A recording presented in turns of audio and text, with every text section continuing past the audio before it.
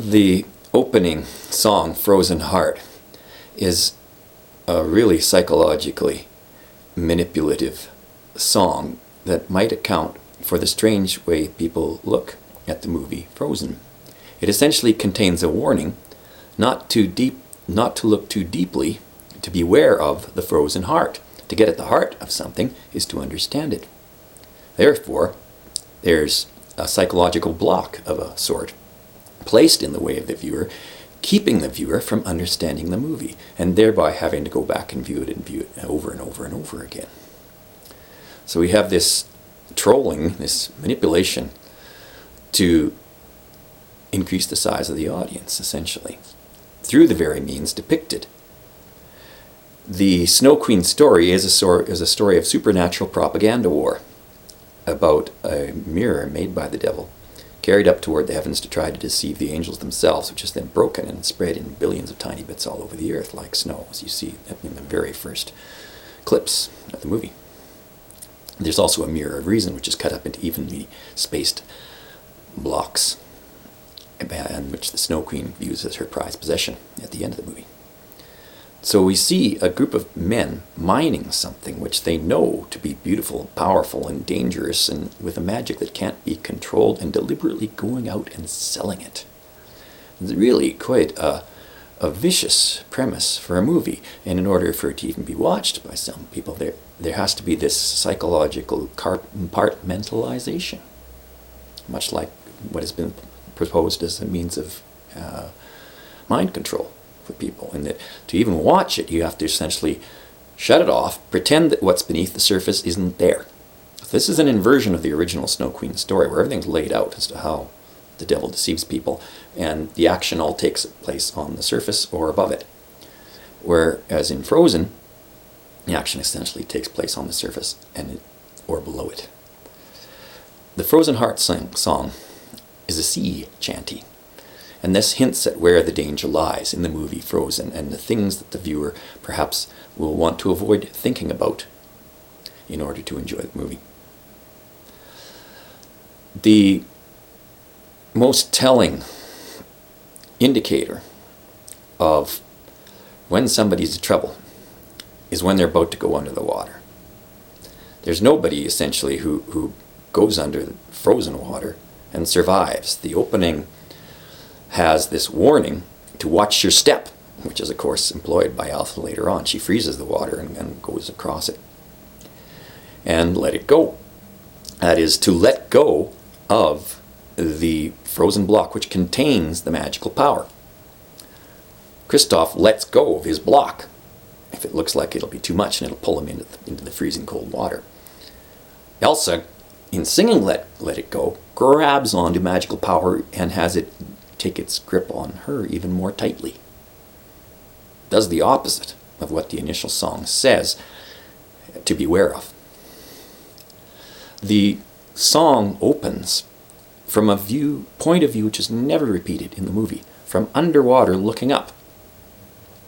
This is essentially the point of view of Elsa and Anna's parents, or a symbolic representation of it, because they died at sea and presumably are still underneath the water, and in the Baltic Sea the water will freeze over in winter.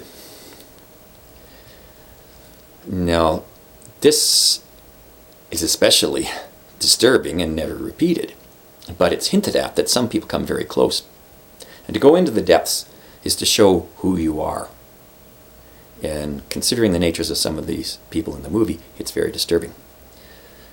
The number one example of this, perhaps, is Hans, who is dunked into the water twice, and at the end is scapegoated and said, Anna says, if there's anyone around here with a frozen heart, it's you. The only one with a frozen heart here is you. After Anna is almost dunked into the water herself, Hans goes in. And this is the line that's criticized in things like cinema sins. They say it doesn't make sense that Hans looks like a good guy as he's watching Anna, and there's nobody watching him. An evil person would betray this in his facial demeanor that he plans to destroy Anna. Now, I don't think this is true. In narcissism, someone will delight in the initial company of someone that they later end up discarding or even destroying. Once the person is no longer useful, the face expression and the attitude changes completely, and this is what Hans does. Once Anna has no more use of him in obtaining the throne, he becomes quite callous and cold, and he looks out the window and you see his reflection. This is what happens when people are at their worst in the movie and recalling symbolically the death of the parents. You see as if they're looking down into water. You see both the reflection and the perception of depth with the view of a ship in the background. This is, of course, foreshadowed in the initial song because it's a sea chantey. It's a sea song, which seems out of place because there's not a lot of action in the movie that involves the sea, and yet those few bits are very important. Hans also has one other point where he's associated with ships, and that's when he's courting Anna in the song Love is an Open Door.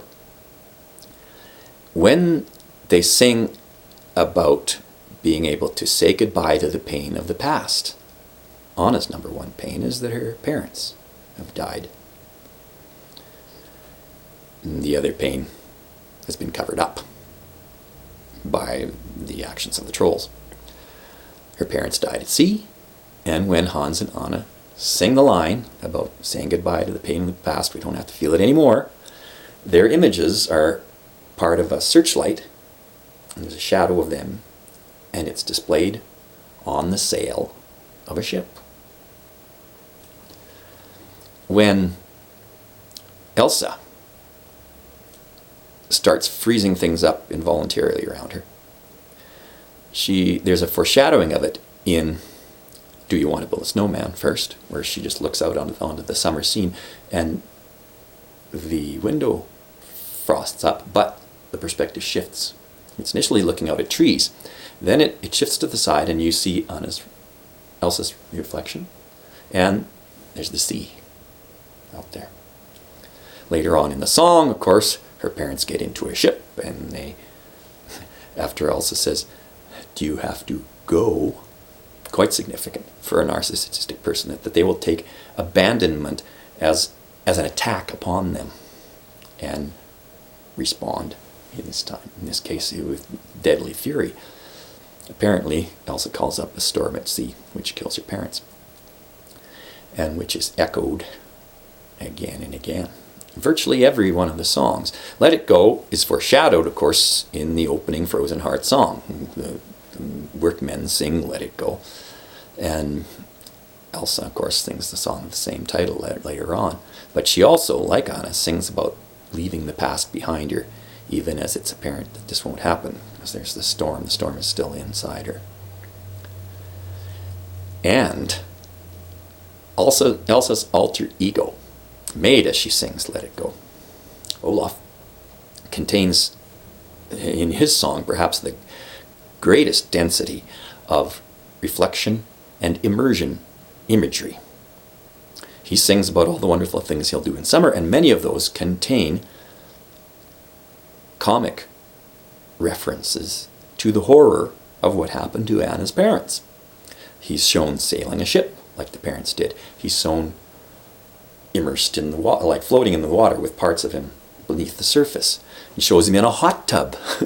It shows him symbolically as a collection of ice cubes, roughly in the shape of a snowman, in the drink he's about to drink. This takes on some slightly cannibalistic overtones. And Olaf could be said to have a frozen heart, because he's practically everything about him is frozen. He is a symbolic reference of Elsa's fears about Anna. Elsa makes the first version of Olaf, the non-magical version, and says that he loves warm hugs. This is a very strange thing to do. This seems to betray a fear of love, and a fear that anyone who hugs her will destroy her. And of course, Anna jumps on Olaf and says, "I love you, Olaf," and hugs him. So psychologically, you can start to see why Elsa shoots Anna just afterwards, because she equates love with danger. And when Kristoff hears Olaf's song and says, "I'm going to tell him," it's Anna who says, "Don't you dare." She seems to perceive that part of her power balance with Elsa has to do with concealing the fact that she is Summer and has the powers of Summer and can destroy Elsa. Now, the first time in Forever, both times also has these images where you see Elsa's reflection,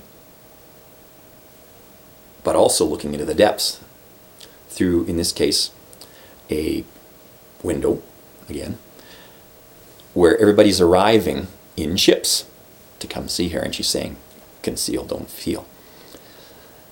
And it happens again, of course, in the reprise of the first time in Forever, where there are lots of reflective surfaces in the castle, and Elsa looks into her own reflection and perhaps re-experiences the death of her parents just before she lashes out and shoots Anna in the heart.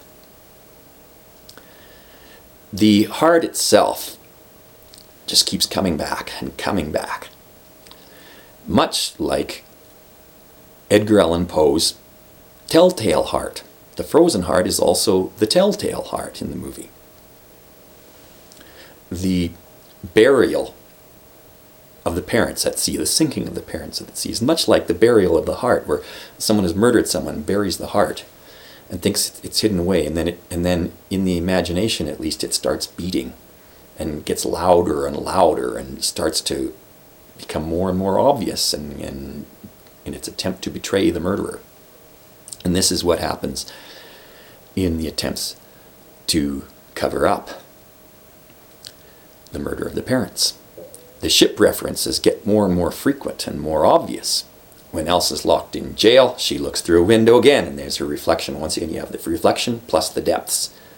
And in the depths, beyond her own reflection, outside through the window, are all the frozen ships in the fjord. In the very end, there's this huge reversal, supposedly, of everything wrong that Elsa has done, because she melts the snow, turns it to water, pulls it back up into the sky again, into one snowflake, and disperses it all.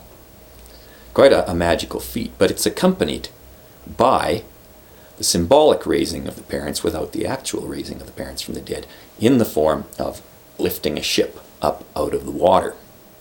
Everybody seems to think that this is a wonderful thing, and they all cheer, and there's this big supposedly happy ending.